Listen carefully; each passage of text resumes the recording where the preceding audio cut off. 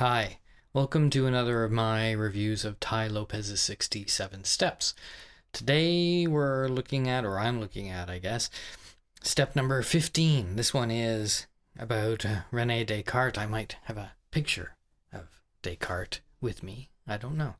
Descartes and solving problems with a calculator. And it's when you look for the truth, there's only one thing that remains after you eliminate others. And this is all about René Descartes, who was a French philosopher from 1600s, born in the 1600s probably. And he had a thought experiment that he went through, which was, let's eliminate everything he could have any doubt in his life. And of course he went through politics. And by doubt, he means, could I be right or could I be wrong? So in politics, of course, you may strongly believe that conservative is better, but there's a chance liberal might work out better, and vice versa. Diet, of course. I mean, you think that the best thing for you or best thing for everybody is to eat vegan, but for some people, maybe that's not the case. So you have to eliminate these things that could be wrong. All these business ideas, thoughts about exercise, thoughts about religion, of course, and any kind of moral belief.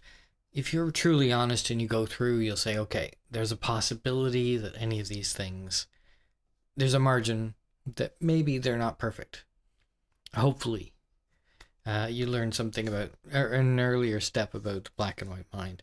And so Descartes went through all of this process, and he was left with only one thing, and that was math. And so this is about that Cartesian, as we say, idea of using math to quantify the problems in your life and hopefully help you come up with solutions that will move you forward to your goal. And it's all about building a system that's not rigid. You know, our education system is very rigid, and because of that, you know, a lot of us ended up hating mathematics because of the way it was taught. You know, it wasn't taught for a way that excited us. And so a lot of us kind of pushed aside math, but math, numbers are so important. And in business, of course, you know, I think a lot of people who are doing this course are entrepreneurs or, you know, want to improve their life in some way, often in business way. And if you don't know numbers, you're dead, you know. Look at Richard Branson. Richard Branson was dyslexic, and he knew he had problems reading, but he knew he had to learn math. He had to. And so this is the, go through this process, reducing your decisions to mathematics.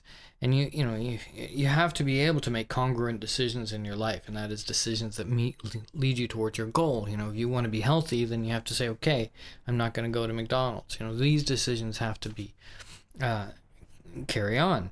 And so one of the things Tai talks about is, you know, the biggest group of billionaires are investors, and there's probably a lot of different reasons for this, but one of them is this ability to quantify, to make decisions based on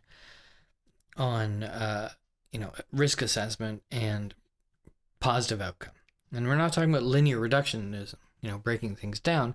We're talking about quantifying decisions, taking into account all the factors, you know, risk-adjusted return, if you want to call it that, life impact even. These things you can kind of say, well, it's this and it's that. And if the result comes out to be close, then you can get a multitude of counselors to help you. Some of these examples, you know, Tai goes through some examples here about switching jobs, for instance. You know, your current job may pay X and the next job pays this. It's not just simply a matter of comparing the salary. You have to compare, like, if you're moving to a new job, is there risk at that, new job that you won't be able to do it, or that it's a startup? You know, you have to pull in all these things. You know, maybe you have less, it's further off what you wanted. So maybe it pays more, but it's further off your life goal. So you have to factor in all of these things, give them some kind of mathematical value. and add it all up.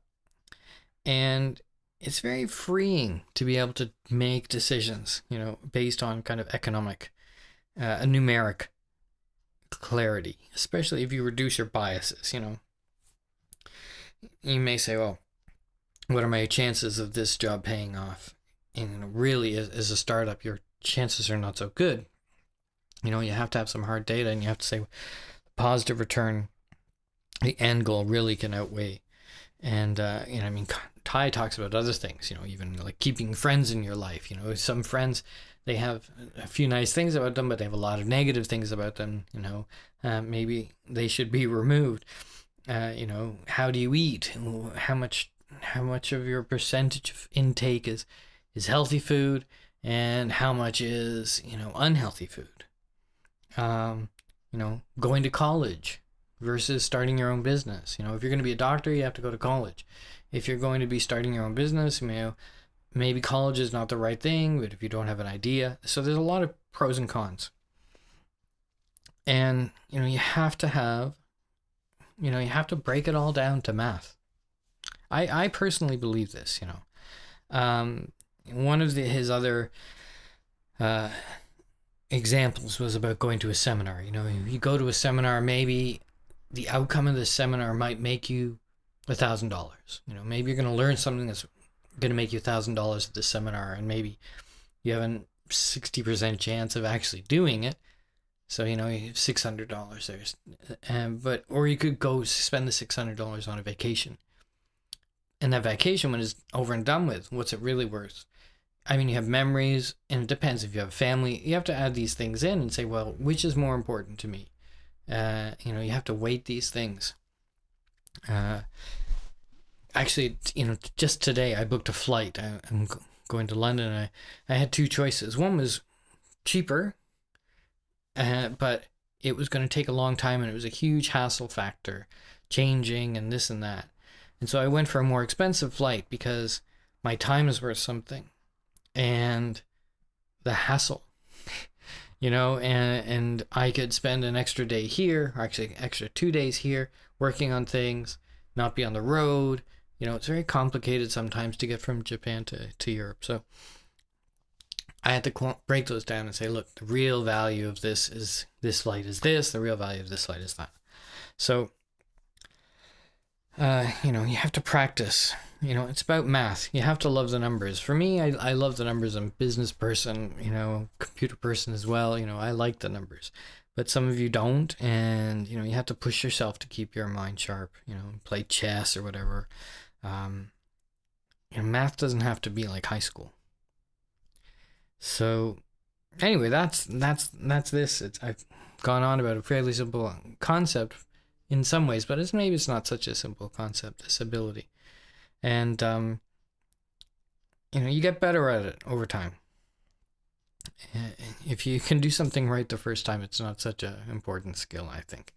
So you'll get better at it the more you practice it, and that's what the 67 steps is about, practicing. And so Ty's question for this was, write down a decision that you're currently trying to make and attempt to quantify it in some way. And see what comes out. Anyway, I hope you enjoyed this one.